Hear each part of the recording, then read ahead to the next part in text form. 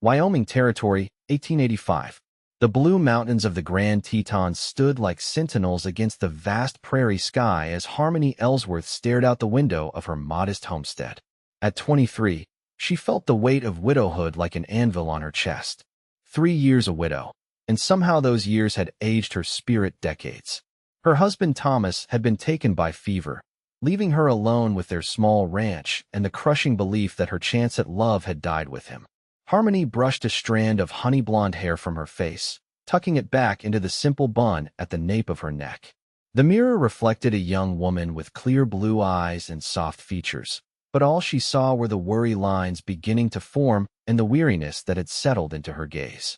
The frontier had a way of stealing youth, especially from women who shouldered their burdens alone.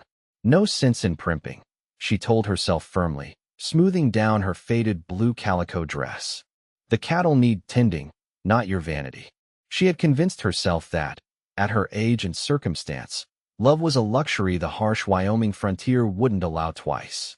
Besides, what man would want a woman with calloused hands and a heart full of ghosts? The distant sound of hoofbeats interrupted her melancholy thoughts. Visitors were rare this far out, 15 miles from the nearest town of Sweetwater Springs. Harmony reached for the Winchester rifle above the door, another habit Thomas had instilled in her, before stepping onto the porch. A lean young man on horseback approached, his hat pulled low against the spring sun. As he drew closer, she could make out broad shoulders beneath a worn leather vest, and a face that couldn't have weathered more than 25 summers. He rode with the easy confidence of someone born to the saddle. "Morning, ma'am," he called, stopping a respectful distance from the porch. "Name's Noah Kirkland. I'm looking for work, and they said in town the Ellsworth place might need a hand with spring calving." Harmony kept the rifle visible but lowered. "Who told you that?" "Mr. Peterson at the general store.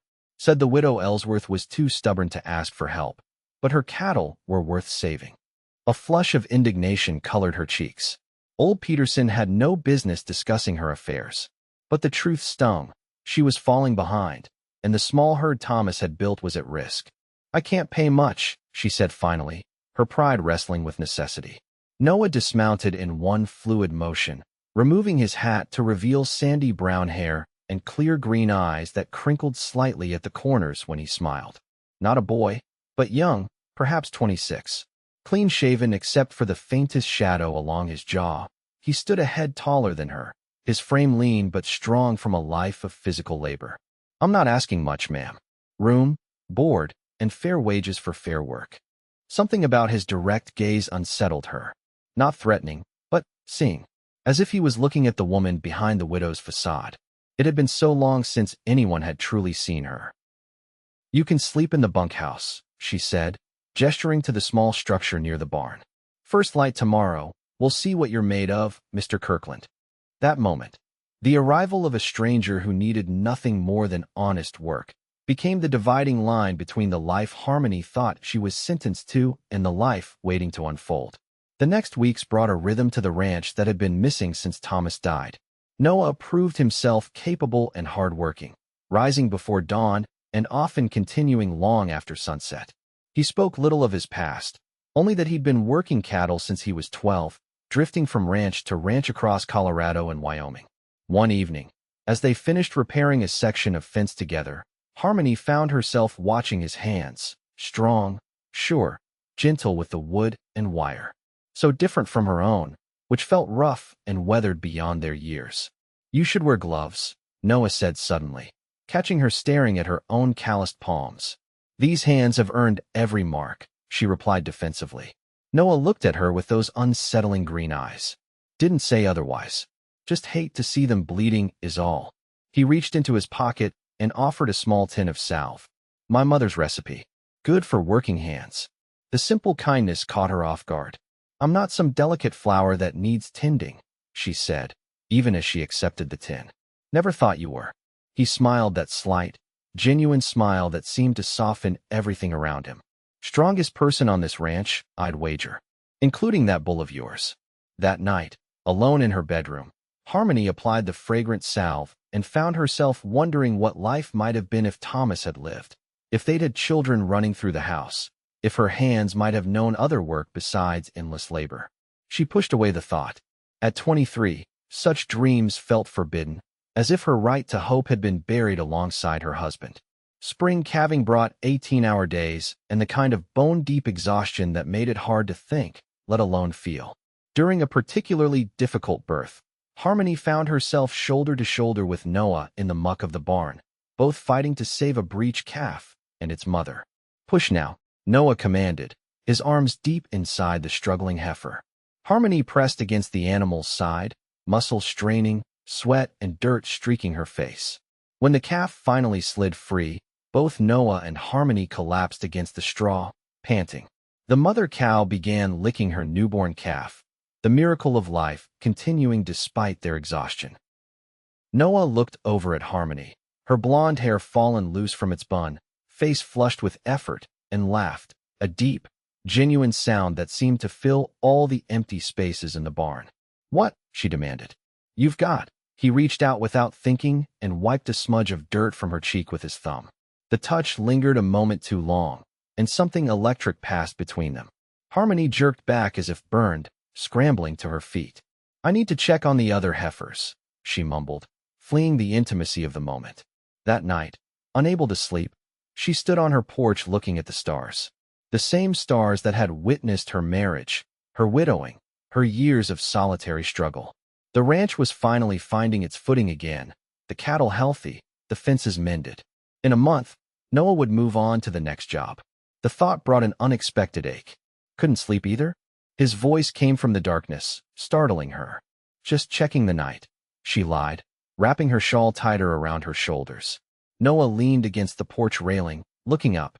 "My father used to say that stars are the eyes of those watching over us. And what would Thomas think, watching me now?" She whispered, more to herself than to Noah. "I never knew the man," Noah said carefully.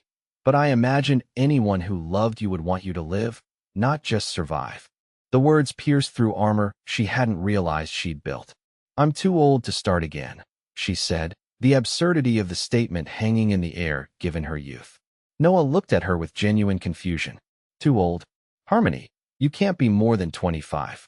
23, she admitted. "But out here, years count different for women, especially widows." He stepped closer, and in the moonlight, she could see the earnestness in his face. "Age is just the counting of seasons. It's got nothing to do with the heart's capacity." Something dangerous fluttered inside her chest, something that felt suspiciously like hope. Before it could take root, the sound of gunshots echoed from the northern pasture. "The cattle!" Harmony cried, already running for her rifle. They found 3 men trying to rustle the best of her stock. In the ensuing firefight, Noah took a bullet to the shoulder, protecting Harmony from a flanking rustler. Together, they managed to drive the thieves off, but the night ended with Noah bleeding on her kitchen table while she dug out the bullet by lamplight. "You should have stayed behind me," she scolded, tears threatening as she stitched his wound. "And let you face them alone?" He winced as the needle pierced skin. "Not a chance, Mrs. Ellsworth." "It's Harmony," she said softly. "After taking a bullet for my cattle, I think you've earned first-name privileges." His smile, despite the pain, warmed something inside her that had been cold for too long. The rustler attack changed things between them.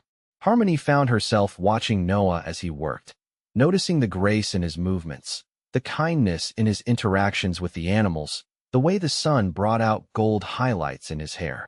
Each observation felt like a betrayal of Thomas's memory, yet she couldn't stop herself from looking. When Noah's fever broke after 2 days, Harmony realized how terrified she'd been of losing him. Not just a reliable hand, but the man who had somehow begun to matter in ways that went beyond the ranch's welfare. As spring turned to summer, they fell into a routine that felt dangerously like partnership. Noah taught her to shoot better with her rifle, and she showed him how to make bread the way her mother had taught her. They sat on the porch some evenings, talking about nothing and everything. The weather, the cattle prices, books they'd read, dreams they'd set aside.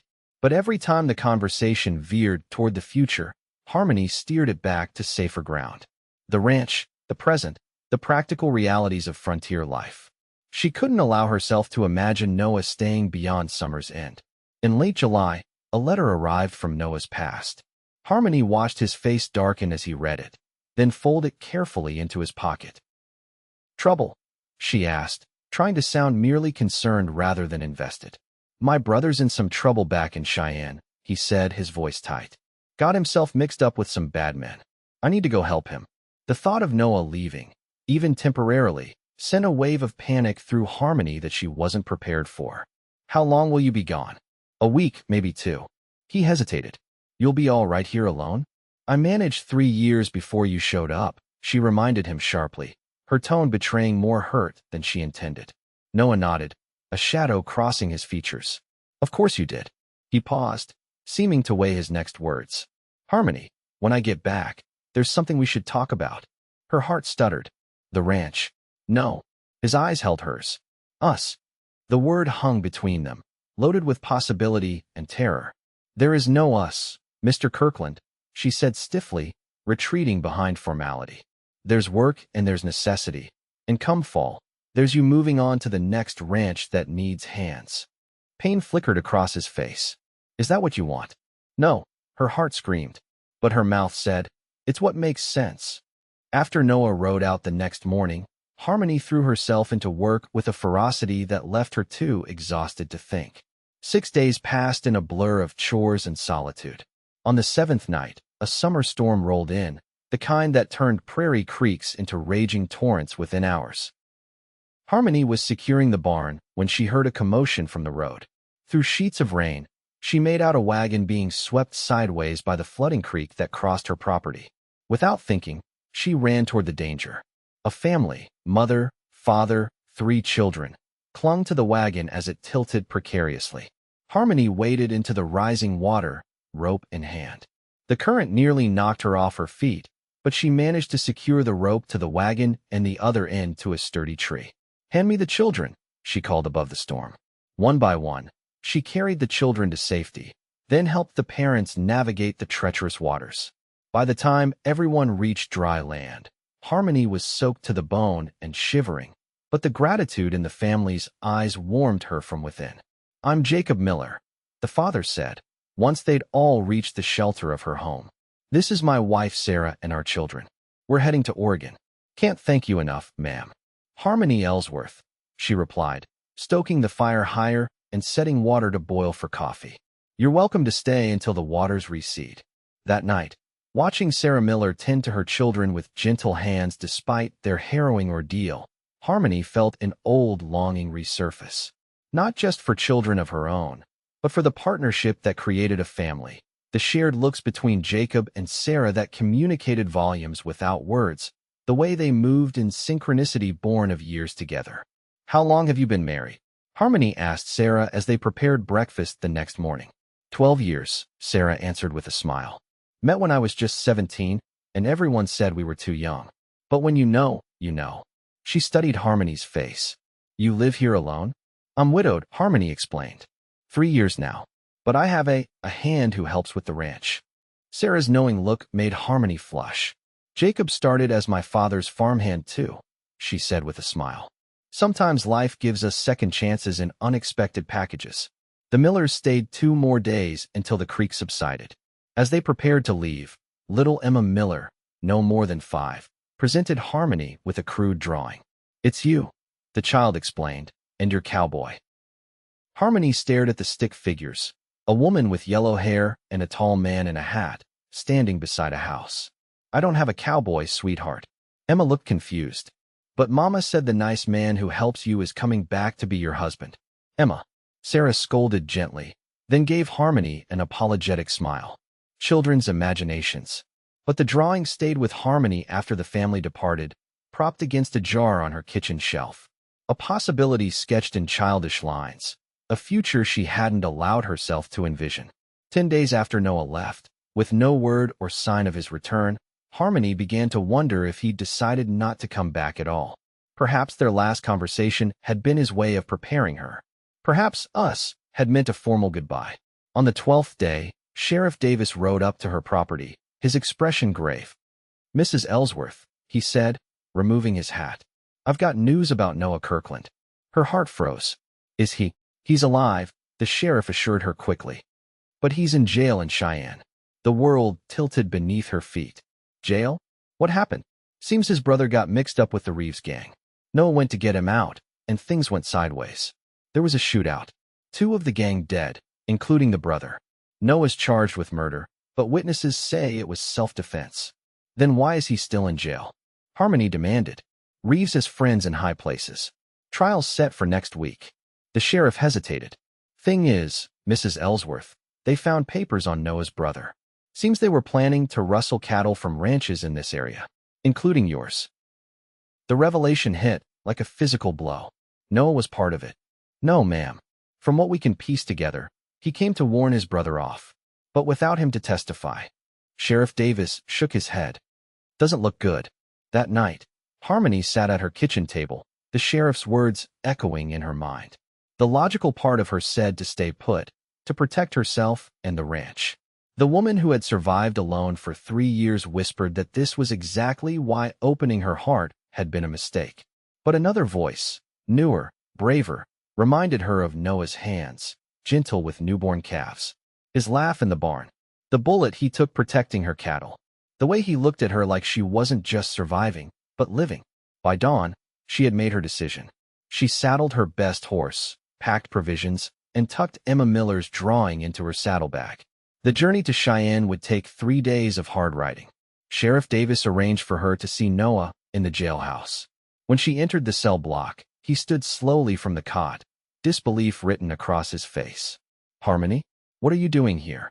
She took in his appearance, a healing cut above his eye, bruises fading on his jaw, but still undeniably Noah. Relief washed through her, followed by determination.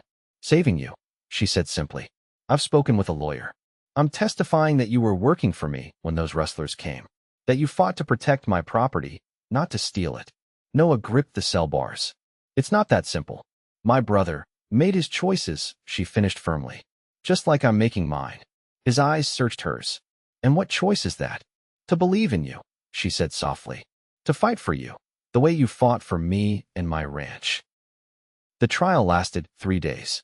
Harmony stood before the judge and jury, her voice steady as she described Noah's character, his work ethic, his integrity. She spoke of the night he took a bullet protecting her cattle, of the endless hours he put into saving her ranch.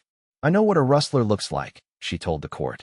I've faced them with Noah Kirkland standing beside me, not against me. When asked why she would ride 3 days to testify for a hired hand, Harmony hesitated only briefly.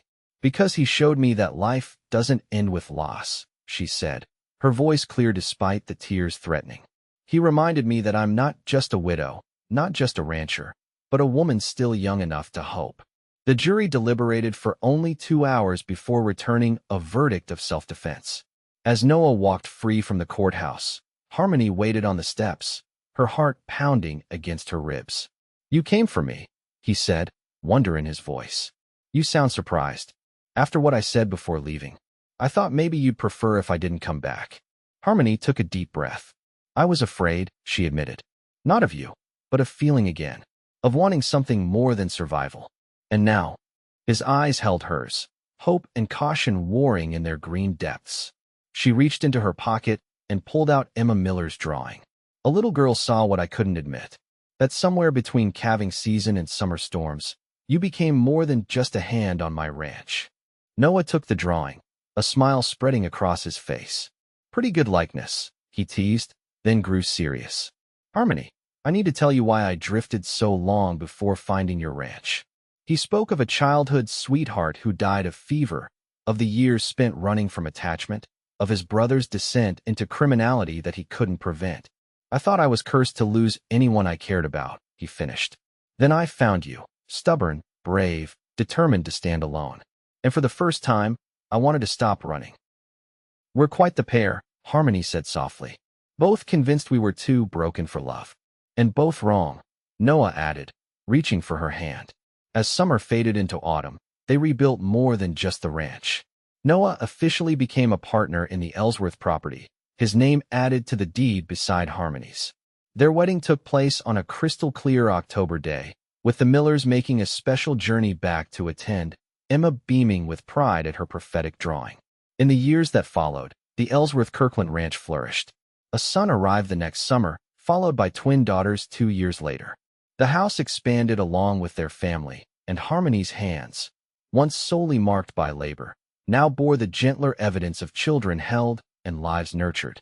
On their 5th anniversary, Noah gifted Harmony a silver hand mirror, engraved with the date they met. "What's this for?" she asked, turning the beautiful object in her hands.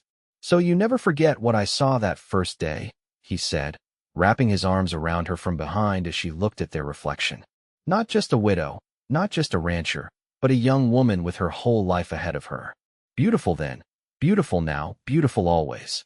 Harmony leaned back against him, taking in the image of them together, older now, but happier than either had believed possible when fate brought them together. The mirror reflected not just their physical selves, but the truth they had discovered together. That love didn't end with loss. That age was indeed just the counting of seasons, and that true beauty wasn't diminished by hardship, but illuminated by it. "I spent so long afraid of my reflection," she murmured, "convinced I'd age beyond love. And I spent so long running from connection," Noah replied, pressing his lips to her temple. "Thank God for stubborn widows who needed ranch hands." Outside, their children's laughter mingled with the evening breeze across the Wyoming prairie, a sound that neither had dared to imagine possible when they first met. Inside, two people who had once believed themselves too damaged for love stood wrapped in the life they had built together, proof that even on the harsh frontier, second chances could bloom if given root in willing hearts.